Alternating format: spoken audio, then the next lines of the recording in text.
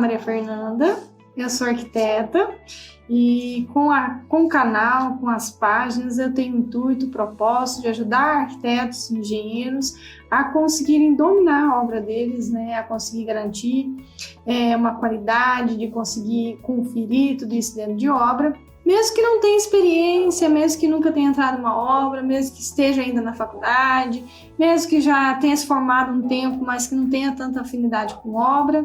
Então essa é a minha intenção com o canal, essa é a minha intenção com as páginas.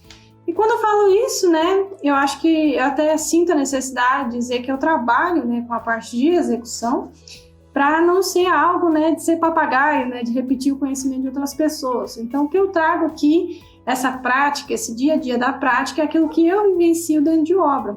Para quem não sabe, eu sou sócio de uma construtora, a gente faz edifícios residenciais de alto padrão e tudo que eu acabo aplicando lá, eu tento trazer aqui para ajudar, então, esses arquitetos, esses engenheiros que não têm tanta afinidade ou que não têm experiência com obra a conseguirem aprender a dominar as próprias obras, né? Não foi fácil, tá? Eu até falo isso porque não é algo tranquilo, não foi algo tipo de um dia para o outro, não foi algo que foi assim, beleza, ok, ou agora eu domino minha obra.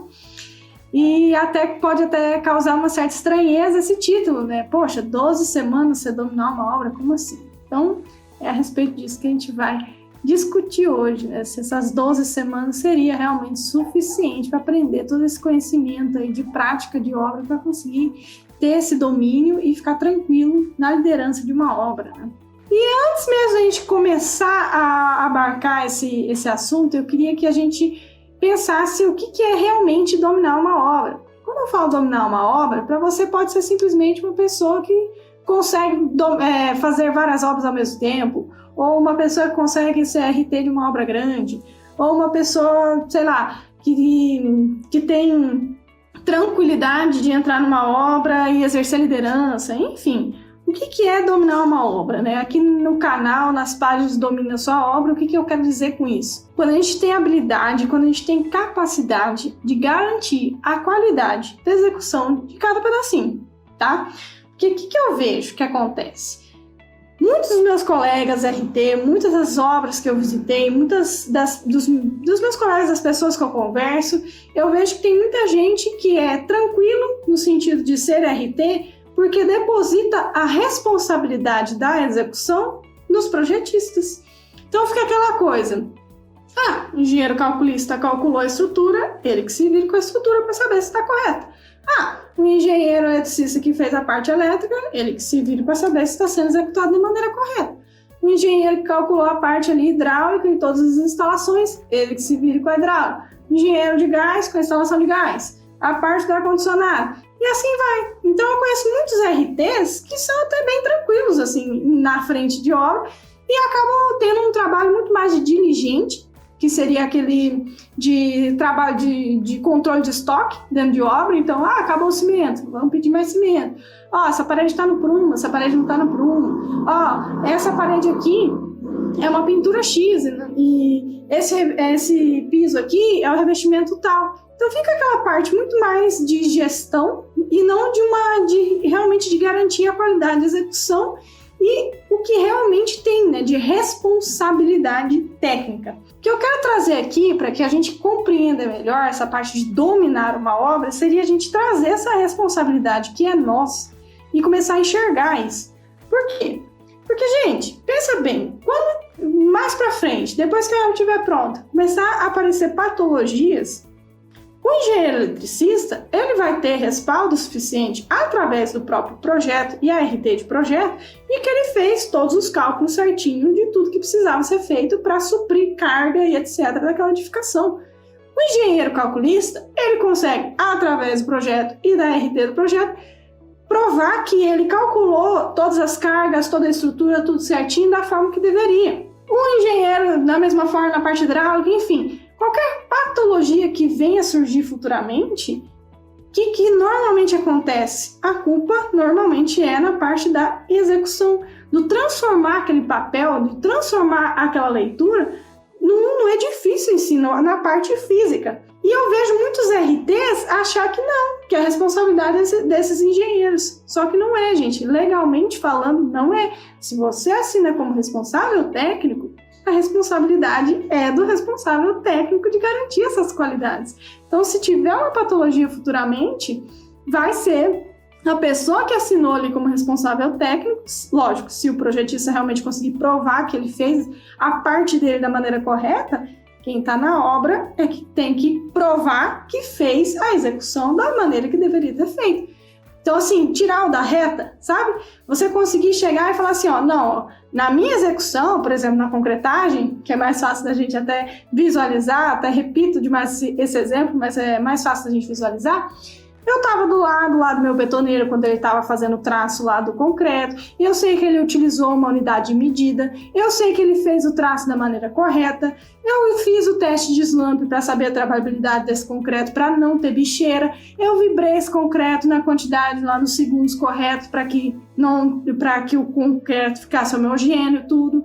Eu recolhi os corpinhos de prova, mandei romper em laboratório. Eu fiz toda a minha parte. A armação eu sei que está correta, porque eu estava lá, tenho ficha de verificação das minhas armações para saber se o meu armador estava fazendo com todos os vergalhões corretos, com a bitola correta, com o espaçamento correto, se não for locado de uma forma, um pilar aqui, trocou, né, botou um pilar de lá que era para ser aqui, enfim.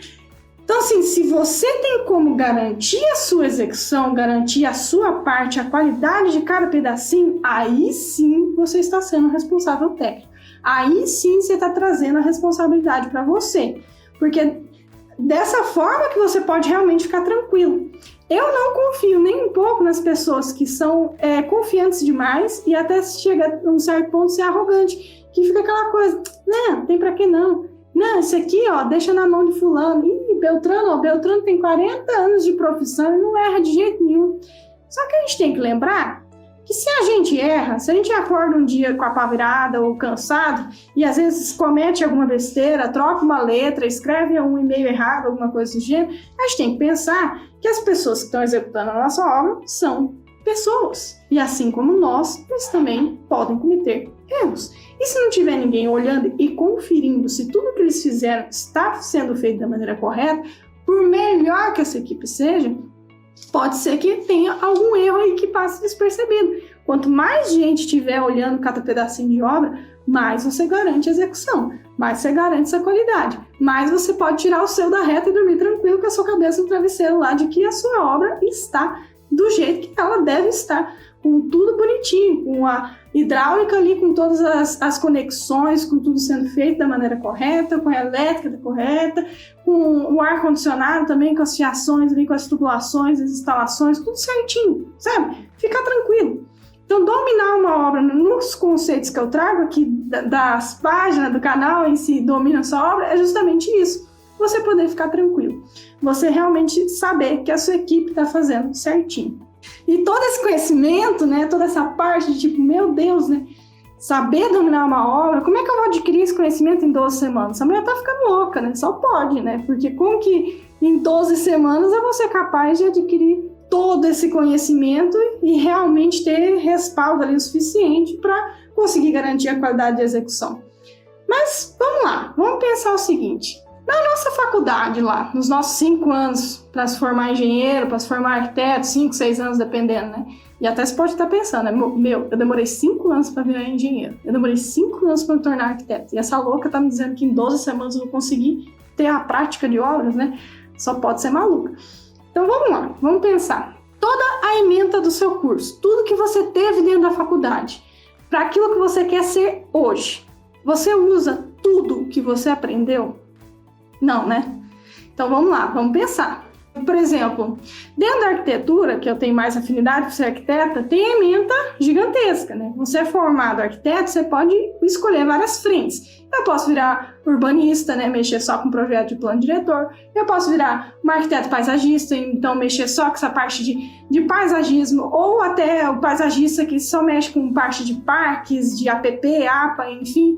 eu posso virar uma arquiteta de interiores e fazer mais ambientação interna, ou eu posso virar uma arquiteta de design de mobiliário. Enfim, a gente tem várias frentes ali dentro da arquitetura. Da mesma forma na engenharia. Você pode se formar um engenheiro para fazer ponte, um engenheiro para fazer estrada, um engenheiro para tocar a obra, um engenheiro para calcular a estrutura, um engenheiro... Tem 1001 utilidades dentro da faculdade.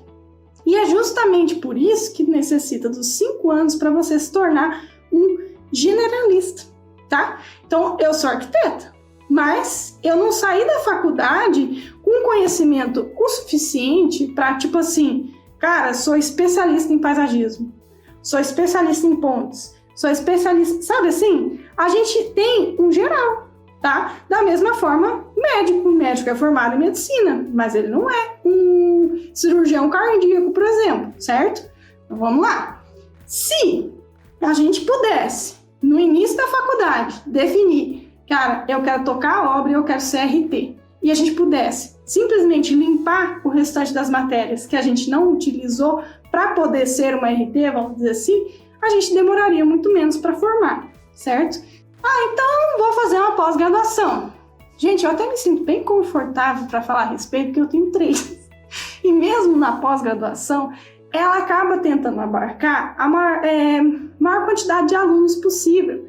Então fica naquele negócio, tipo, eu vou fazer planejamento e controle de obras. Existem várias frentes dentro do planejamento e controle de obras, que foi um dos meus MBA, que não necessariamente supriu o conhecimento que eu queria de prática de obra, tá? Então tem muita matéria que eu tive dentro desse MBA que se eu pudesse escolher, eu teria feito, isso aqui não vai me servir na minha vida profissional, isso aqui também não vai me servir, isso aqui também não vai me servir, eu quero aprender prática de obras, a tocar uma obra, isso daqui eu não quero, isso aqui eu não quero, isso eu não quero. Provavelmente o meu MBA teria sido muito mais curto, muito mais enxuto, tá? Então seria nesse sentido. E por que isso acontece? Vamos pensar. Alguns de vocês aí com certeza vão lembrar também, mas antigamente, pra gente fazer um trabalho de escola, a gente tinha que usar Barça. E a Barça, tinha várias Barças, né?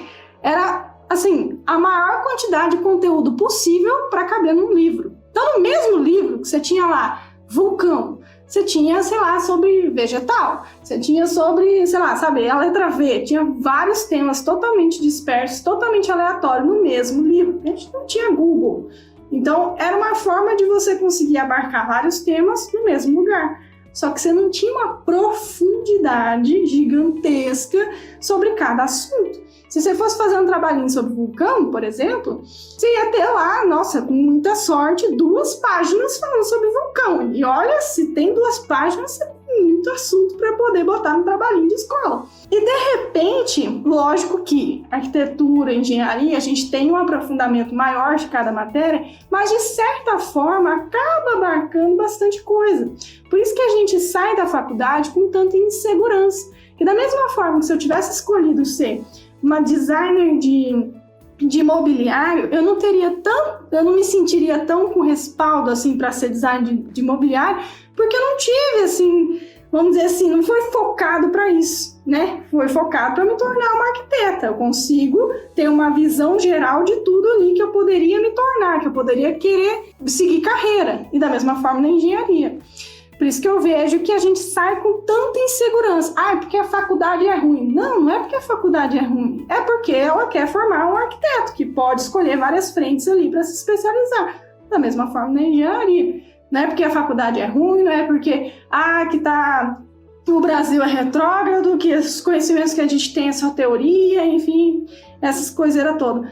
Não, a gente tem muito conhecimento que é estritamente necessário e justamente facilita demais esse conhecimento que a gente tem para poder focar, tá? A gente demorou lá 5, 6 anos para formar, foi tão, né, com um monte de matéria, um monte de coisa diferente para a gente poder virar um arquiteto, virar um engenheiro, mas agora que a gente quer ser RT, a gente tem que buscar, então, conhecimento de prática de obras. O que eu vejo que muita gente acaba fazendo da maneira errada para buscar esses conhecimentos de prática? Da mesma forma que eu fiz, saí atirando para tudo que é lado. Durante a faculdade, eu fiz um período da faculdade na Itália. Quando eu voltei da Itália, eu tinha uma visão de que eu precisava, eu olhava assim, eu falava, gente, eu preciso saber entregar, mostrar um projeto para um professor com um 3D maravilhoso, porque era o jeito que eu tinha visto o pessoal da Itália fazer, eu estava me sentindo extremamente atrasada. Então, o que eu fiz? Atirei para todos os lados.